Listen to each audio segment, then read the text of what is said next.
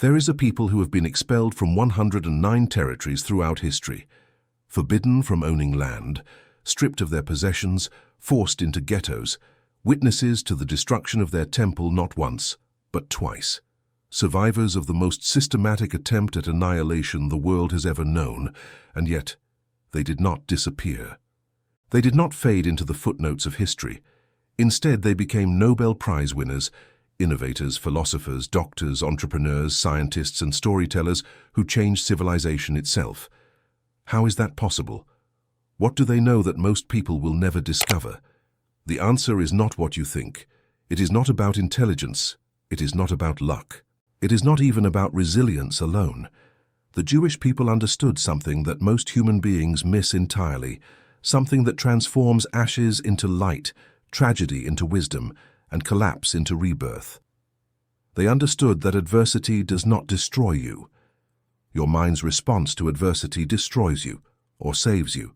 And they built a mental framework, a spiritual operating system, that turned suffering into a generational superpower.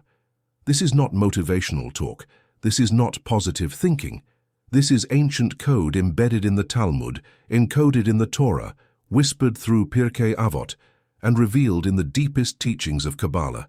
Code that says, when everything is taken from you, there is one thing no one can ever steal: your ability to choose meaning, your responsibility to shape what comes next, your power to plant seeds even in scorched earth.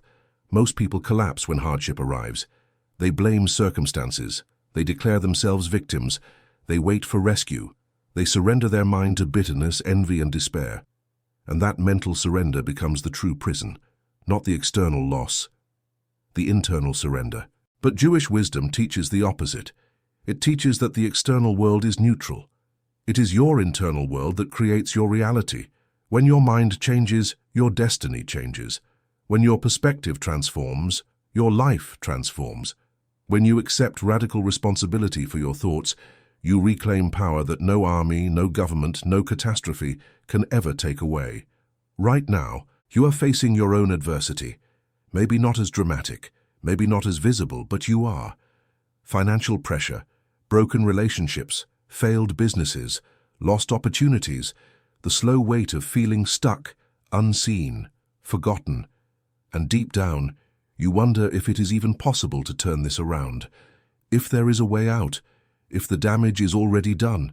That doubt is your enemy, not the adversity itself, the doubt. The belief that suffering is final, the acceptance that your story is written. Jewish wisdom destroys that belief. Because for thousands of years, the Jewish people have proven that no story is final until you decide it is. That resurrection is not a miracle reserved for prophets. It is a mental discipline available to anyone willing to apply it. This video will reveal the mental principles that allowed an entire people to rise from ashes again and again, without losing their identity, their purpose, or their faith. You will learn why most people stay trapped in victimhood, while a rare few build empires from rubble. You will discover the hidden laws that govern transformation, laws ignored by the majority but mastered by those who change history. And you will walk away with a mental blueprint that works not because it is popular, but because it is true. But here is what you must understand before we continue. These are not comfortable teachings. They do not offer shortcuts. They do not promise instant relief. They demand something far more difficult: ownership. Ownership of your thoughts. Ownership of your choices. Ownership of your future, no matter what has been taken from your past. And most people will hear this and turn away. Because ownership is terrifying.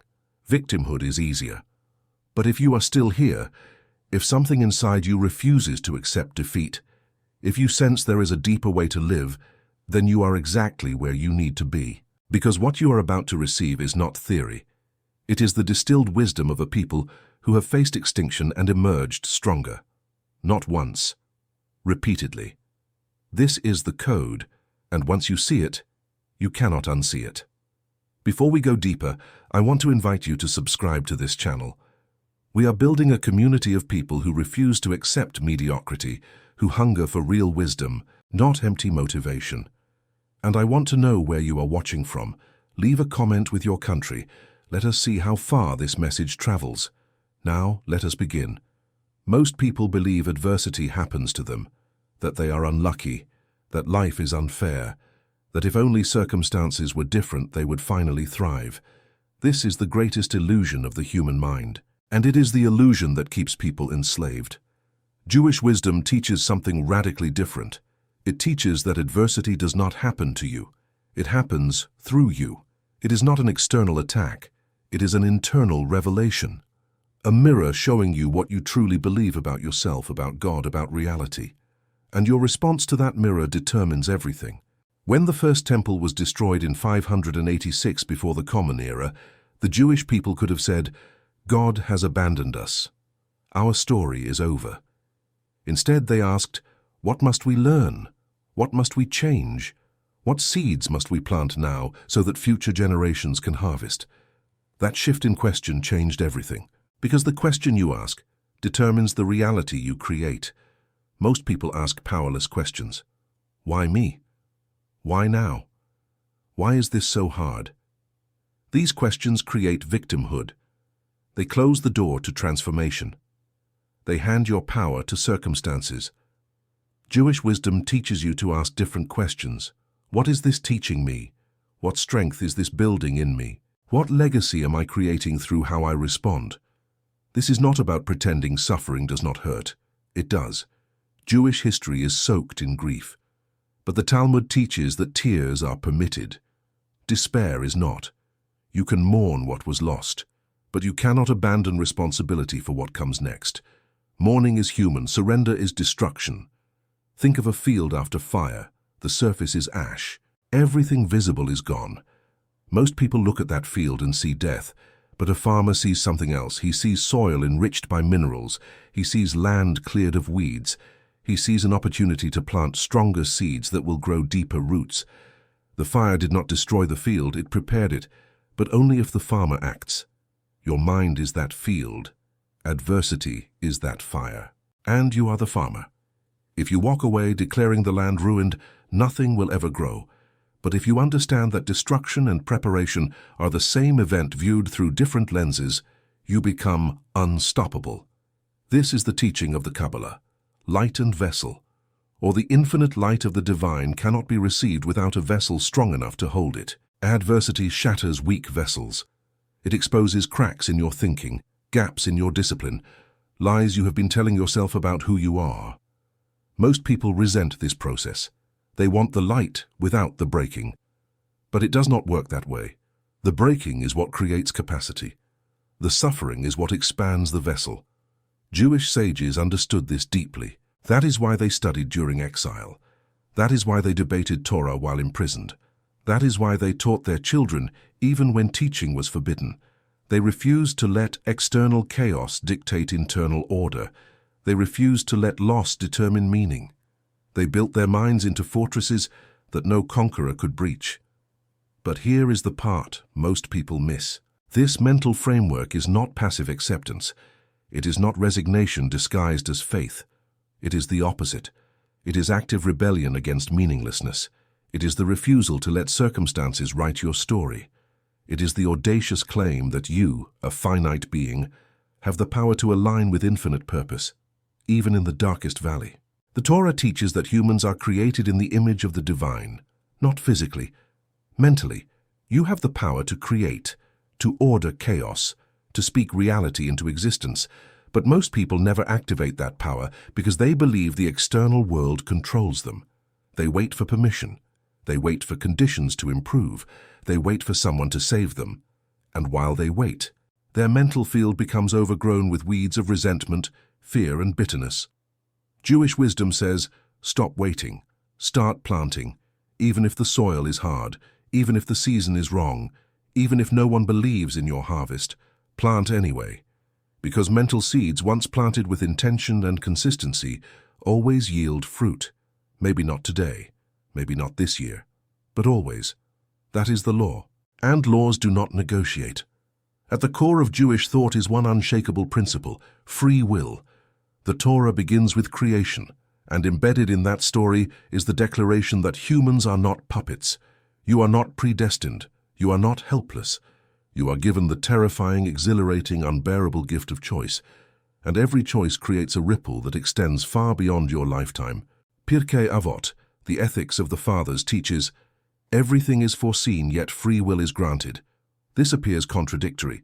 How can God know the future while you remain free?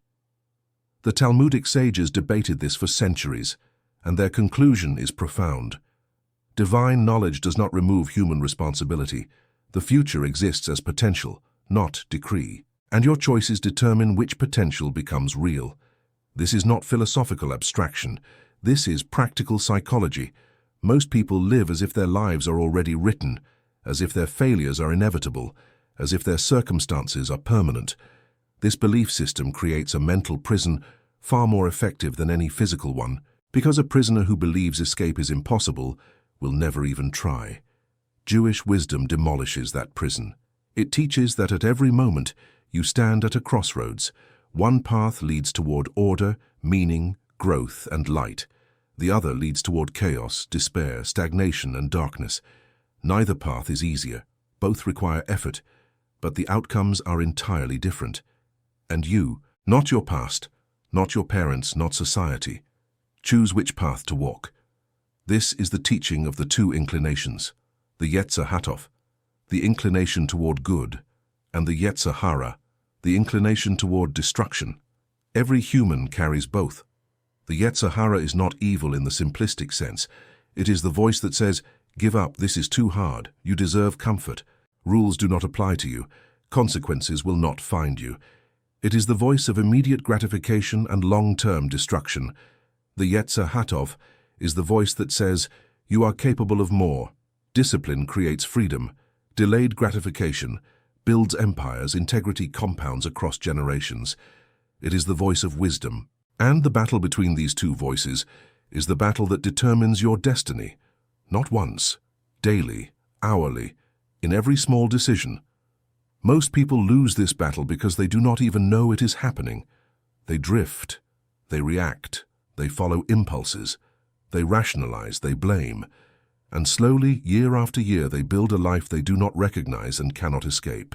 Because every undisciplined thought, every avoided responsibility, every surrendered principle is a brick in the prison they are constructing around themselves. But Jewish teaching offers an escape, teshuvah, return. It teaches that no matter how far you have fallen, no matter how many years you have wasted, no matter how deeply you have betrayed your potential, you can return, not to where you were, to something better, because the process of returning, of acknowledging failure and choosing differently, creates strength that success never could. This is why the Talmud teaches that in the place where a Baal Teshuvah, one who returns, stands, even the completely righteous cannot stand, because the person who has never failed does not know the depth of human weakness, but the person who has fallen and risen understands both darkness and light, and that understanding becomes wisdom. Now here is the law most people ignore: cause and effect. The Torah teaches that you reap what you sow, not sometimes, always, not immediately, eventually. The universe operates on invisible timelines. You plant a mental seed today, and the harvest arrives in 5 years, 10 years, a generation later. Most people abandon the process because they want instant results. They plant doubt and expect confidence. They plant laziness and expect success. They plant bitterness and expect joy. And when the harvest matches the seed, they claim life is unfair. Jewish wisdom teaches the opposite. Life is perfectly fair, painfully fair. You receive exactly what you have planted, with mathematical precision, but the timeline is hidden, and that hidden timeline is a test of faith, a test of patience, a test of whether you trust the process even when you cannot see results. God does not multiply your desires, God multiplies your processes. If your process is weak, inconsistent, undisciplined, no amount of prayer will save you. But if your process is strong, aligned with principle, executed with patience, no force on earth can stop your harvest. This is the foundation. This is the code. And once you accept it, everything changes. His name was David, 43 years old, second-generation immigrant. His grandfather had fled persecution in Eastern Europe with nothing but a prayer book and the clothes on his back. His father had built a small grocery store, working 16-hour days to give his children opportunities he never had. And David had destroyed it all, not intentionally, not maliciously, but through 1,000 small compromises, a business partnership with the wrong person, loans he could not repay, decisions made from fear instead of principle. And now, standing in the empty warehouse that used to house his company, surrounded by bankruptcy notices and legal threats, David felt the weight of generational failure crushing him. He had let everyone down. His father, who had sacrificed everything, his wife, who had believed in him, his children, who now attended public school instead of the private academy he had promised them, and worst of all, himself, the version of himself he thought he would become. That version was dead, and David did not know if resurrection was even possible. For 3 months, he barely left his apartment. His wife worked double shifts. He applied for jobs and heard nothing. He stared at the ceiling and replayed every mistake, every wrong turn, every moment of weakness. And the voice in his head, relentless and vicious, whispered the same message on repeat. You are a failure. This is who you really are. You had your chance and you wasted it. There is no coming back from this. One afternoon, his wife came home exhausted and found him exactly where she had left him that morning, on the couch, staring. She did not yell. She did not cry. She simply sat next to him and said, My grandfather survived Auschwitz. Your grandfather survived pogroms. They had nothing. We have everything compared to them. So why are you acting like this is the end? Her words cut through him, not because they were harsh, because they were true. And that night, unable to sleep, David did something he had not done since childhood. He opened the Talmud his father had given him years ago. He did not know what he was looking for, but he read, and he found this passage from Pirkei Avot. You are not obligated to complete the work, but neither are you free to desist from it. Those words stopped him. He read them again, and again, and slowly, something shifted. He was not obligated to fix everything immediately. He was not obligated to rebuild his fortune overnight. He was not obligated to erase the past, but he was also not free to quit, not free to surrender, not free to let bitterness become his identity. The next morning, David made a decision. He would study, not business books, not self-help, Jewish wisdom. The principles his grandfather had carried across borders, the teachings his father had quietly lived but never explained. If that wisdom had sustained his family through horrors he could barely imagine, maybe it could sustain him through this. He started small. Every morning, before job applications, he read 10 pages of Talmud. He studied Mishlei, the book of Proverbs. He listened to lectures on Kabbalah, trying to understand the idea of the broken vessels and the light that rebuilds them. And slowly, his thinking began to change. He realized he had been asking the wrong questions. Instead of, why did this happen to me, he began asking, what must I become because of this? Instead of, who is to blame, he asked, what is my responsibility now? Instead of, how do I get back what I lost, he asked, what seeds can I plant today that will grow into something better? This shift did not bring immediate relief. He still had debt. He still had no job. He still woke up at 3 a.m. with anxiety crushing his chest. But something was different.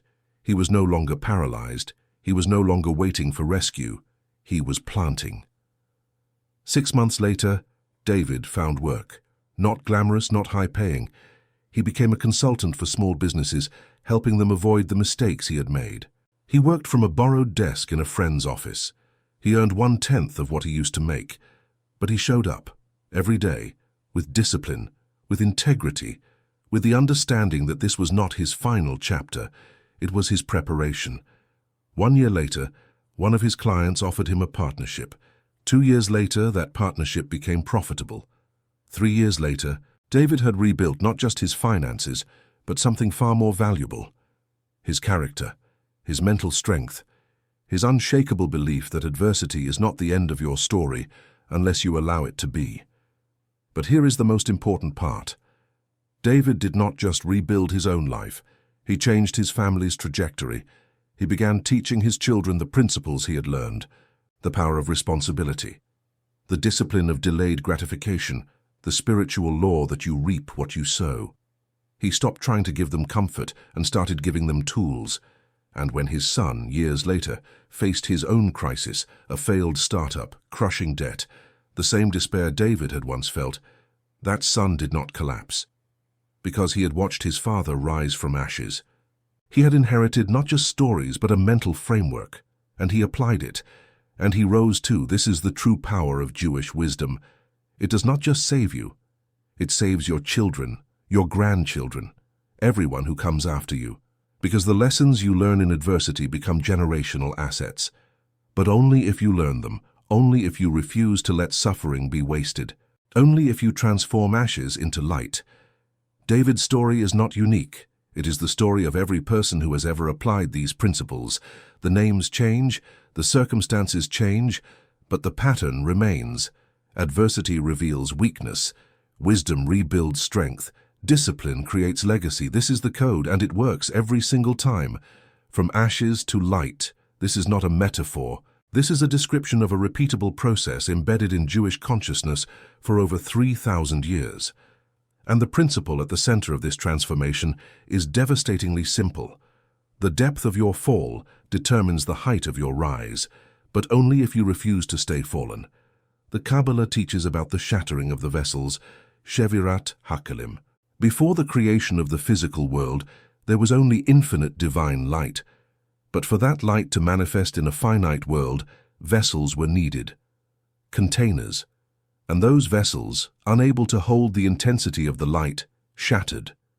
Broken pieces fell, and from those broken pieces, the material world was formed. But the story does not end there.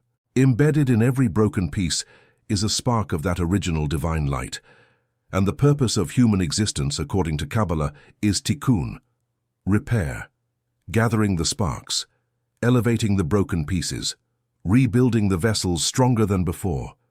This is not just mystical philosophy. This is a blueprint for personal transformation.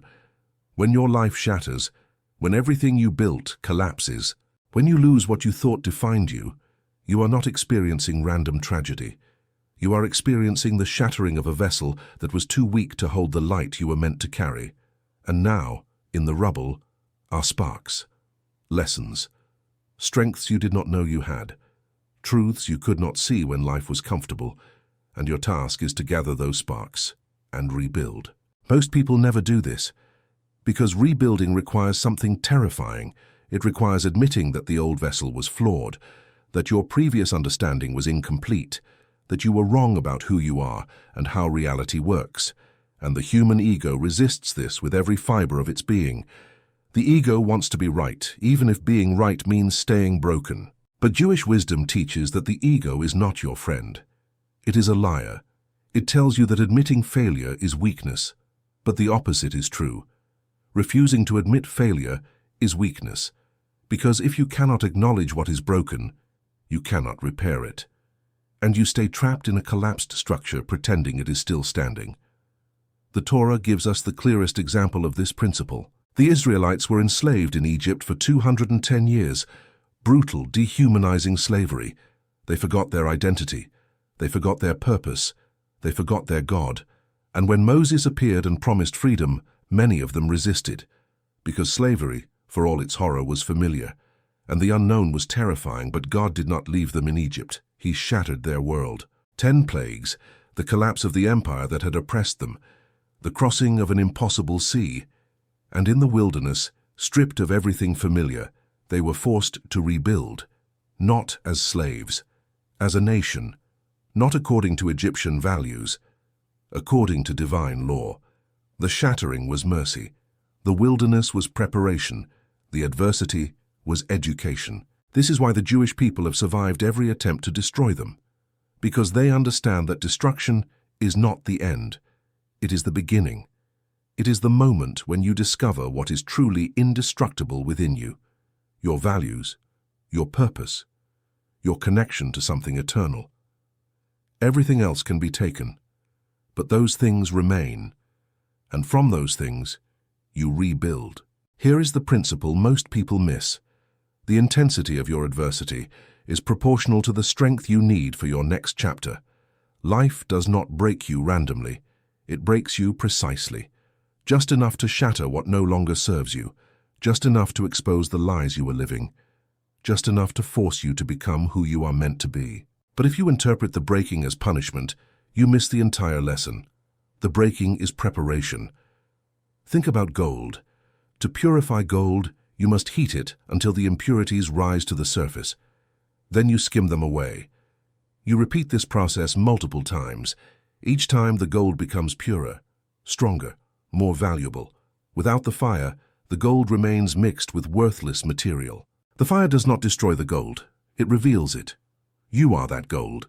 Adversity is that fire, and the impurities are the false beliefs, weak habits, and toxic patterns that were holding you back. The fire is not your enemy. Comfort is your enemy. Because comfort allows you to stay mediocre. Comfort lets you avoid the hard questions. Comfort permits you to drift through life without ever discovering your true capacity. Jewish history is the story of a people who were never allowed to be comfortable for long. Exile, persecution, destruction, rebuilding, exile again. And with each cycle, the vessel became stronger, the identity became clearer, the wisdom became deeper. They learned what cannot be taken. They learned what truly matters. They learned that light is brightest after darkness, not despite darkness. Because of darkness, this is the secret. This is the code. From ashes to light is not a wish. It is a law. But you must do the work. You must gather the sparks. You must rebuild the vessel. And you must trust that the adversity you are facing right now is not ending your story. It is beginning it. Principle 1. Radical responsibility. The Talmud teaches that a person is responsible not only for their actions, but for the thoughts that precede those actions. This sounds extreme, unfair even, but it is the foundation of transformation. Because if you are only responsible for what you do, you can always claim that circumstances forced you. But if you are responsible for what you think, there is no escape. You own your reality completely. Most people avoid this responsibility. They blame their parents, their economy, their government, their bad luck. And every time they blame, they hand away their power. They declare themselves victims, and victims, by definition, cannot change their circumstances. Only empowered people can. So the first mental shift Jewish wisdom demands is this. Stop asking who is to blame, and start asking what is my part in this. This does not mean you caused the adversity. The Jewish people did not cause the Holocaust. But they were responsible for how they responded. They could have let it destroy their identity, their faith, their future. Instead, they rebuilt. They memorialized. They passed the lessons to the next generation. They refused to let evil write their story. That is radical responsibility, not blaming yourself for what happened to you, but owning what you do next. When you accept this principle, everything changes, because suddenly you are no longer waiting for conditions to improve, you are creating the conditions. You are no longer hoping someone will save you. You are saving yourself. And that shift from passive to active, from victim to creator, is the difference between people who stay stuck and people who transform. The error most people make is confusing responsibility with guilt. They think accepting responsibility means admitting they are bad, so they avoid it. But responsibility is not about morality. It is about power. You cannot change what you do not own.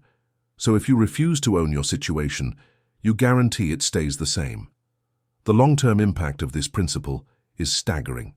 Generations later, the children of people who practiced radical responsibility inherit strength.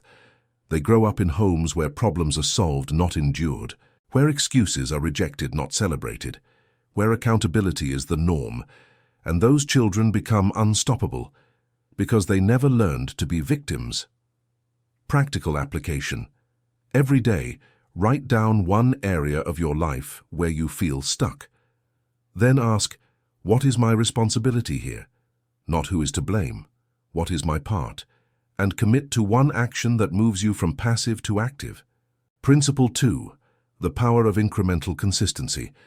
Jewish law is obsessed with small repeated actions. Pray 3 times daily, study Torah daily, give charity regularly, rest on Shabbat weekly, keep kosher with every meal. To the outside observer, this seems like exhausting rigidity. But to those who practice it, it is freedom, because discipline in small things creates stability in large things. The Talmud teaches, "One who is faithful in little is faithful in much." This is not about morality, it is about mental wiring. Your brain does not distinguish between small and large disciplines. It only knows patterns. If you are inconsistent with small commitments, you will be inconsistent with large ones. If you break small promises to yourself, you will break large ones. But if you honor small disciplines, your mind learns to trust you. And that self-trust becomes the foundation of everything else. Most people want transformation, but they refuse to do the small, boring, repetitive work that creates it. They want the breakthrough. They want the miracle. They want the moment that changes everything. But Jewish wisdom teaches that there are no moments that change everything. There are only thousands of small moments, accumulated consistently, that build into something unshakable. Think about the temple in Jerusalem. It was not built in a day, it was built stone by stone over years by workers who would never see the final structure. But each stone mattered. Each measurement mattered, each detail mattered. And when it was finished, it stood as one of the wonders of the ancient world, not because of a miracle, because of relentless, incremental consistency. The error most people make is underestimating the power of small actions. They think, what difference does it make if I skip today? What difference does one bad decision make? And the answer is none. One day does not matter, but the pattern matters. The habit matters, because habits compound, and the person you become is simply the sum of your repeated actions over time. The long-term impact is that incremental consistency creates generational wealth, generational health, generational wisdom, because the disciplines you practice become the disciplines your children observe, and the life you build through consistency becomes the foundation they build on. But if you are inconsistent, you pass that on too, and your grandchildren start from zero, the same place you did because you never built anything lasting. Practical application: choose one small daily discipline, 5 pages of reading, 10 minutes of prayer or meditation, $100 saved weekly. Do it for 30 days without exception, not because the action matters, because the pattern matters. Principle 3. Future-focused thinking. The Jewish people plant trees knowing they will never sit in the shade. This is one of the most famous Talmudic teachings, and it encapsulates a mental framework that most people lack. They think beyond themselves, beyond their lifetime, beyond immediate gratification. They think in terms of legacy. Pirkei Avot teaches, "Do not say, 'When I have free time, I will study,' for you may never have free time." This is about urgency, but it is also about perspective. If you are always waiting for the right moment, the right conditions, the right mood, you will never act. But if you understand that your actions today are seeds for a harvest you may never see, you act anyway. Not for yourself, for those who come after you. Most people are obsessed with immediate results. They want to see the outcome now, they want proof that their effort matters. But Jewish wisdom teaches that the most important work you do will never be finished in your lifetime. You are building a foundation. Your children will build walls. Your grandchildren will build a roof. And someday, generations later, someone will live in a house you began but never saw completed.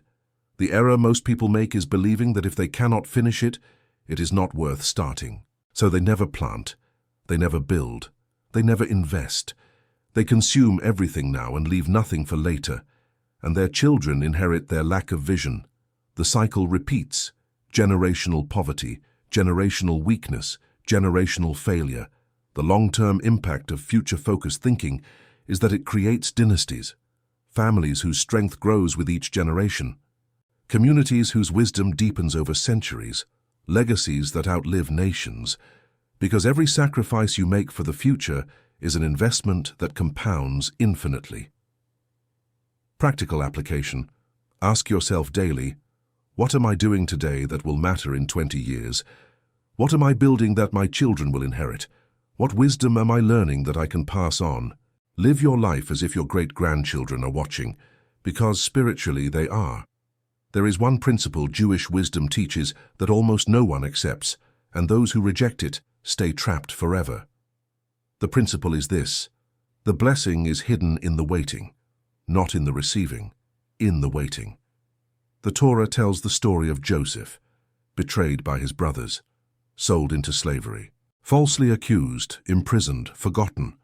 For 13 years Joseph waited, and during those years he had every reason to give up, every reason to rage against God, every reason to become bitter, cynical, broken, but he did not. He served faithfully as a slave. He interpreted dreams faithfully in prison. He held on to his integrity even when no one was watching, even when it seemed pointless. And then in a single day everything changed. He was called before Pharaoh. He interpreted the dream no one else could. And he rose from prisoner to second in command of the most powerful empire on earth. Not because of a miracle, because the waiting had prepared him, the suffering had refined him. The years of faithfulness with no reward had built a character capable of holding unimaginable power. This is the principle most people cannot accept. They want the promotion now, the breakthrough now, the vindication now. They plant a seed and check the soil the next day, frustrated that nothing has grown. And when weeks pass with no visible progress, they abandon the process. They declare it does not work. They move on to the next shortcut, the next quick fix, the next empty promise.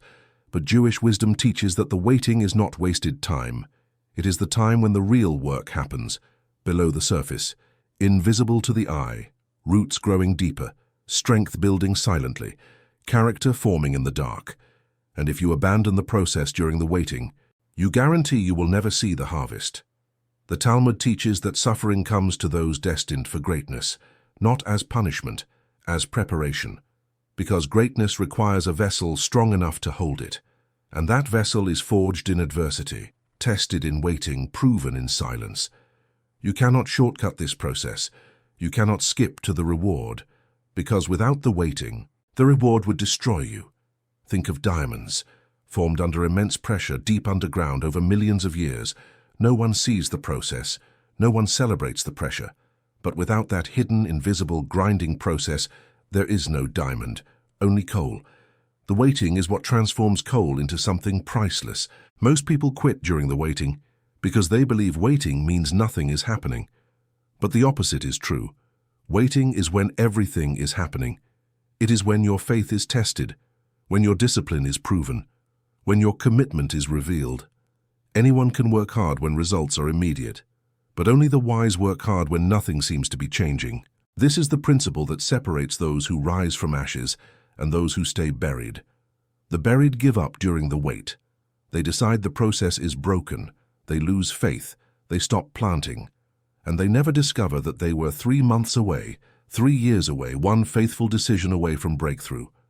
But those who rise understand that the wait is sacred. It is the period when God is preparing both you and the opportunity. You are not ready for the blessing yet. The blessing is not ready for you yet. But if you stay faithful, if you keep planting, if you honor the invisible process, the moment will come when readiness and opportunity align. And when it does, the transformation happens so quickly it feels like a miracle. But it is not. It is the natural harvest of seeds planted in silence. The deepest teaching of Kabbalah is this: light is revealed through contraction, or Ein Sof. The infinite light cannot manifest in a finite world unless it first contracts, hides itself, creates space. The absence of light is not the absence of God. It is the presence of God making room for creation. The waiting is the contraction. The hiding, the space where you become capable of holding what is coming. Do not despise the wait. Do not resent the silence. Do not abandon the process, because the wait is not emptiness. It is fullness concealed. And those who endure it, who stay faithful through it, who plant even when they see nothing, inherit everything. You now hold something rare, not information, transformation code. The same principles that have carried the Jewish people through exile, persecution, destruction, and rebirth for thousands of years. Principles that are not theoretical. They are proven by history, by lineage, by countless lives rebuilt from ashes. But knowledge changes nothing. Only application does. And the moment you close this video, the world will pull you back toward comfort, distraction, Victimhood. It will offer you 1,000 reasons to forget what you just learned, to go back to blaming circumstances, to give up on the disciplines, to abandon the weight. Do not let that happen, because the choice you make in this moment determines the trajectory of the next 10 years, the next generation, the legacy you leave. You are standing at the crossroads Jewish wisdom speaks of constantly. One path leads back to who you were, comfortable, familiar, stuck. The other leads toward who you are becoming, uncomfortable, unknown, unstoppable. Imagine yourself 5 years from now. You have applied these principles with faithfulness. You have taken radical responsibility for your life. You have practiced incremental consistency, no matter how small. You have planted seeds with future-focused thinking, even when you saw no immediate harvest. You have endured the wait, trusting the invisible process. Who are you now? What have you built? What lessons are you passing to your children? What generational curse have you broken? What legacy are you creating? You are unrecognizable from the person you were, not because of a miracle, because of discipline, because of wisdom, because you refused to let adversity write your story. You took the ashes and forged them into light. And now, others look at your life and ask, how did you do it? And you tell them what you learned here. You pass it on. You become the link between past wisdom and future transformation. But this only happens if you act, if you choose, if you commit. Right now, not tomorrow. Not when conditions improve, not when you feel ready. Now, with what you have, where you are, imperfectly, faithfully, consistently. The Jewish people have survived because each generation chose to carry the wisdom forward, to teach their children, to embody the principles even when the world said they were foolish, to believe that light always defeats darkness. Eventually, if you refuse to stop shining, you are part of that lineage now, not by blood, by choice, by the decision to apply this wisdom, by the commitment to rise from your ashes and become the light others will follow. May you have the strength to plant even when you cannot see the harvest.